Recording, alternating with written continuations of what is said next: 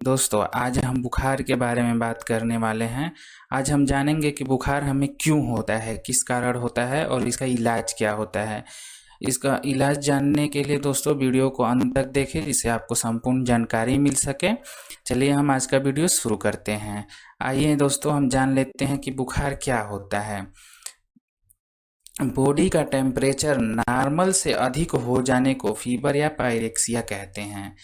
अगर ओरली हम फीवर को नापें तो एक एडल्ट का नॉर्मल टेम्परेचर जो होता है वो 36 डिग्री सेंटीग्रेड से लेकर 37 डिग्री सेंटीग्रेड तक होता है। अगर इससे अधिक हमारी टेम्परेचर बढ़ती है तो हमें बुखार होता है। अगर हम इसको फ़ारेनहाइट में देखें तो 97.6 डिग्री फ़ारेनहाइट से लेकर 98.6 डिग्री फ़ारेनहाइट के बीच होता है। अगर इससे ज़्यादा होता है तो हमें फीवर होता है।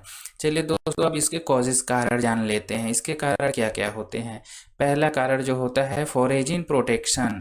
फोरेजिन प्रोटेक्शन बाहरी संक्रमण के विपरीत सुरक्षा कवच। जब भी हमारे शरीर में किसी भी प्रकार के बाहरी कोई इन्फेक्शन हो जाता है तो उसको इस इन्फेक्शन को किल करने के लिए हमारी बॉडी हीट प्रोड्यूस करती है, जिससे कि हमारा बॉडी टेम्परेचर बढ़ जाता है और हमें फीवर हो जाता है।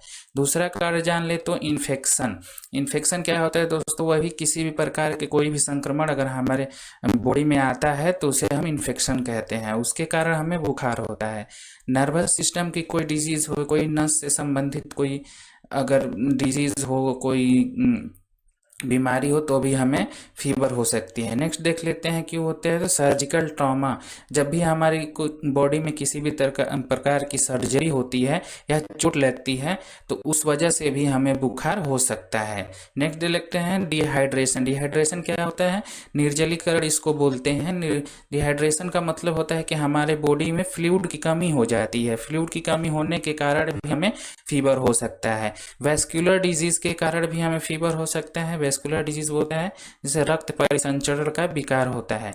Heat stroke. हीट स्ट्रोक क्या होता है, हीट स्ट्रोक मतलब कि हम ज़्यादा देर तक व्यक्ति अगर धूप में या लू में या हवा में ज़्यादा देर तक अगर रहता है तो उसको लू लग जाता है। लू लगने के कारण भी हमें बुखार होता है। इसके बाद देख लेते हैं अगला जो है रेडिएशन। रेडिएशन के कारण भी हमें बुखार होता है। रेडिएशन क्या होता है, हम जब भी किसी भी प्रकार के जैसे कि हम एक्सरे करा रहे हैं, एमआरआई करा रहे हैं, सीटी स्कैन करा रहे हैं, उसमें से निकलने वाली जो भी हानिकारक किरणें होती है वो हमारे बॉडी में प्रवेश करती हैं और इस कारण भी हमें फीवर हो सकता है। क्योंकि कोई भी बाहरी, मैंने बताया कि जब भी कोई भी बाहरी किसी भी तरह के इन्फेक्शन हमारे शरीर में आता है तो हमारी बॉडी हीट प्रोड्यूस करने लगती है उसको किल करने के लिए। नेक्स्ट देख लेते हैं तो इंडोक्राइन सिस्टम की डिजीज़ हो सकती है। और नेक्स्ट देख लेते हैं तो इंजरी, यानी कि जब भी हमें कोई भी चोट या घाव लग जाता है उसके कारण भी हमें बुखार हो सकता है। नेक्स्ट जो है हमारा वो है इन्फ्लामेशन। इन्फ्लामेशन मीन्स क्या होता है, जो है इन्फ्लामेशन मीन्स होता है सोथ, यानी कि सूजन होता है।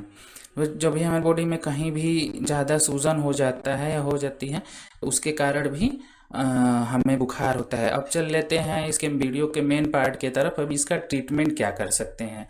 अगर हमें बुखार हो गया है तो हम इसको कैसे ठीक कर सकते हैं। इसको जानने के लिए सबसे पहले हिस्ट्री, एग्जामिनेशन एंड इन्वेस्टिगेशन के आधार पे बुखार का कारण जानना संभव है।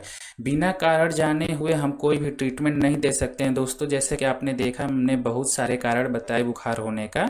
अगर इसमें से जब तक हमें पता नहीं चलेगा फिर उसके हिसाब से हम नहीं कर सकते। अगर डायग्नोसिस करने में, पता लगाने में हमें समय लग रहा है तो हमें ऐसे कुछ मेडिसिन देनी चाहिए जिससे कि हमारा बुखार कम हो सके।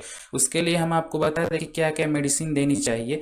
जो पहला मेडिसिन आता है जो होता है डोलो पैरासीटामॉल होता है, जो कि 650 mg में और 500 mg में होता है। 650 mg का बीडी डोज, यानी कि दिन में 2 बार या दिन में 3 बार दे सकते हैं, और अगर ज़्यादा आवश्यकता होने पे दिन में 4 बार भी दे सकते हैं। दोस्तों, अगर इससे भी आराम ना मिले तो हम तब सूमो दे सकते हैं। सूमो में क्या होता है, सूमो में जैसे कि नीमोस्लाइड हो गया और पैरासीटामॉल हो गया। इसमें 2 मेडिसिन होती है। नीमोस्लाइड जो कि दर्द को कम करता है और पैरासीटामॉल बुखार को कम करता है। इसको दिन में 2 बार या 3 बार दे सकते हैं। अगर गैस कम करने के लिए दोस्तों हम एसिलॉक दे सकते हैं 150 mg में। एसिलॉक जो कि रेनिटिडिन होता है, जो हमें गैस कम करने के लिए होता है। नेक्स्ट देख लेते हैं, तो if fever is associated with running nose and cough, अगर बुखार के साथ साथ नाक से पानी आना और खांसी चलना, अगर ऐसी कंडीशन हो, तब हम उस समय एलहिस्ट देते हैं 10 mg में, ओडी डोज देते हैं। एलहिस्ट में मतलब लीवोसिट्राजिन होता है। दोस्तों मैं एलहिस्ट पे बहुत जल्द वीडियो डालने वाला हूँ। फ्रेंड्स, अगर आपको मेरी वीडियो अच्छी लगे तो प्लीज़ चैनल को सब्सक्राइब कर दीजिए, और ऐसे ही हिंदी में दवाओं के बारे में और बीमारी के बारे में जानने के लिए हमारे चैनल को सब्सक्राइब करें और बेल आइकन प्रेस करें। Thank you friends.